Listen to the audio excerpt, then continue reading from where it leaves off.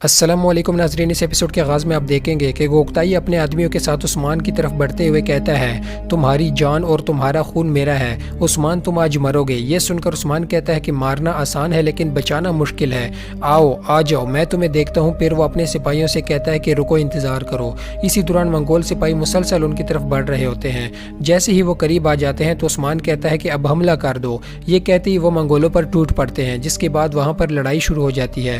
عثمان اور اس کے سپاہی بڑی بہادری سے لڑتے ہیں اور ایک ایک کر کے کافروں کا خاتمہ کرنے لگتے ہیں، جبکہ گوکتائی عثمان کے سپاہیوں کو بھی شہید کر رہا ہوتا ہے۔ ناظرین محترم، ایک بہت بڑی لڑائی کا آغاز ہو جاتا ہے۔ یہاں نعمان اورحان کے پاس موجود تھا، جس کے بعد وہ اپنا نقاب ہٹا دیتا ہے۔ یہ دیکھ کر اورحان کہتا ہے کہ تم نعمان ہو؟ یہ کہتے ہی وہ اپنی تلوار نکال لیتا ہے اور نعمان پر حملہ کر دیتا ہے، لیکن نعمان بآسانی اس پر قابو پا لیتا ہے اور کہتا ہے کہ عثمان کے بیٹے، تم اپنے اس زخمی ہاتھ سے ایک بکرے کے بچے کو بھی نہیں کاٹ سکتے اور مجھے مارنے کے لیے چلے آئے ہو۔ یہ سن کر اورحان کہتا ہے کہ تمہارے پاس موقع ہے، مجھ پر حملہ کرو ورنہ تمہیں دوبارہ موقع نہیں ملے گا۔ یہ سن کر نعمان کہتا ہے کہ تم بہادر ہو لیکن ہمت کافی نہیں تم میں اتنی، تم اپنے بابا کے لائق بیٹے ہو لیکن کمزور ہو۔ اور یہ سن کر اورحان کہتا ہے کہ میں اتنا مضبوط ہوں کہ تمہاری جان لے سکتا ہوں۔ یہ سنتے ہی نعمان اس کی تلوار چھین لیتا ہے اور اس کی گردن پر رکھتے ہوئے کہتا ہے، تمہاری طاقت مجھے شکست دینے کے لیے کافی نہیں، لیکن میں وہ ہوں جو تمہیں طاقت دے سکتا ہوں۔ یہ سن کر اورحان کہتا ہے کہ مجھے تم سے کچھ نہیں چاہیے، صرف ایک چیز کے جو میں تم سے لوں گا اور وہ ہے تمہاری جان۔ میرا ہاتھ وقت کے ساتھ ٹھیک ہو جائے گا۔ یہ سن کر نعمان کہتا ہے کہ نعمان وقت سے بڑا ہے۔ دوسری جانب عثمان اور اس کے سپاہی بڑی بہادری سے لڑ رہے ہوتے ہیں اور ایک ایک کر کے کافروں کا خاتمہ کر رہے ہوتے ہیں، لیکن آہستہ آہستہ جب منگول سپاہی عثمان کے سپاہیوں پر بھاری پڑنے لگتے ہیں تو اسی دوران ان پر تیروں کی برسات شروع ہو جاتی ہے، کیونکہ ترگت اپنے سپاہیوں کے ساتھ وہاں پر پہنچ چکا تھا۔ ترگت کہتا ہے کہ ہم کافروں کو ان کی سرزمینوں سے نکال کر باہر پھینک دیں گے۔ یہ دیکھ کر عثمان اور اس کے سپاہی خوش ہو جاتے ہیں اور اسی دوران ترگت کا ایک تیر جا کر گوکتائی کی ٹانگ پر لگتا ہے اور وہ زخمی ہو جاتا ہے، جس کے بعد پیچھے سے ایک سپاہی آتا ہے اور اسے مارتے اور وہ نیچے گر جاتا ہے۔ دوسری جانب عثمان اور اس کے سپاہی بڑی بہادری سے لڑ رہے تھے اور گوکتائی کے سپاہیوں کو جہنم واصل کر رہے تھے۔ یہاں نعمان اورحان کی تلوار اس کے میان میں ڈال لیتا ہے اور کہتا ہے کہ اگر تم اپنے ہاتھ کے لیے دعا چاہتے ہو تو میری کراگاہ آ جانا۔ یہ کہہ کر وہ وہاں سے آگے بڑھ جاتا ہے، جس کے بعد علاء الدین وہاں پر آ جاتا ہے اور کہتا ہے کہ بھائی جان، یہاں پر کیا ہو رہا ہے اور وہ شخص کون تھا؟ اورحان کہتا ہے کوئی نہیں، بس ایک درویش تھا جو راستہ پوچھ رہا تھا۔ یہ سن کر علاء الدین کہتا ہے کہ چلو ٹھیک ہے، اب محل چلتے ہیں۔ اورحان کہتا ہے کہ تم جاؤ، مجھے ایک کام ہے بھائی۔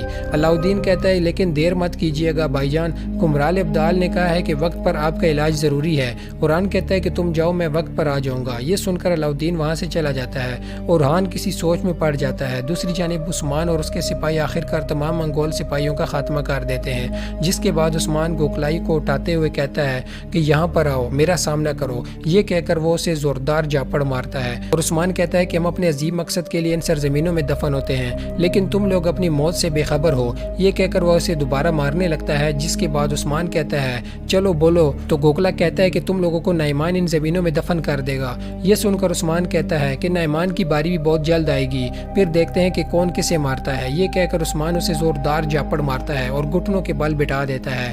گوکلائی کہتا ہے کہ موت تو سب کو آئے گی، لیکن ایرلے خان یہ سنتے ہی عثمان کہتا ہے واقعی موت تو سب کو آئے گی، ہم سب کو آئے گی، لیکن ہمارا واحد مقصد یہی ہے کہ جب ہم ان زمینوں میں دفن ہو تو یہ ہمارا وطن ہو، یہ ہمارا وطن رہے تاکہ ہم مسلموں کی ڈال بن سکیں، اور تم جیسوں کو ختم کیے بغیر ہم رکنے والے نہیں، اور اب تمہارا آخری وقت آ گیا ہے۔ یہ کہہ کر عثمان اپنی تلوار اس کی گردن پر رکھ دیتا ہے، جس کے بعد ایک ہی وار کے اندر اس کا سر قلم کر دیتا ہے۔ پھر وہ اپنی تلوار ہوا میں بلند کرتے ہوئے کہتا ہے کہ اللہ اکبر، جس کے بعد تمام سپاہی اللہ اکبر کا نعرہ لگاتے ہیں اور پورا جنگل اللہ اکبر کے نعروں سے گونج اٹھتا ہے۔ دوسری جانب الججک بینگی خاتون سے کہہ رہی تھی کہ والدہ، آپ کے دماغ میں کیا چل رہا ہے؟ میرے بابا کی وفات کو ابھی 40 دن بھی نہیں گزرے، اتنی جلدی آپ میری شادی کیوں کروانا چاہتی ہیں؟ یہ سن کر بینگی خاتون کہتی ہے کہ تمہارے بابا کی غیر موجودگی میرے دل کو بھی جلاتی ہے۔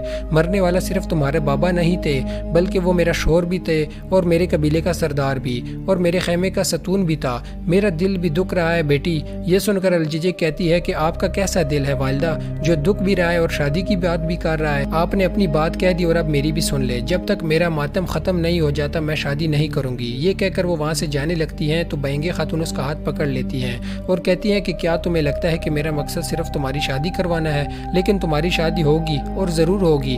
کیا ابھی تک تم نہیں سمجھی کہ میں ایسا کیوں کر رہی ہوں؟ اس کرسی کو غور سے دیکھو، سردار ابھی تک خاموش ہیں اور مجھے اس پر بیٹھنے کرنے کی اجازت دی گئی ہے، لیکن بہت جلد مجھے اس سے چھین لیا جائے گا۔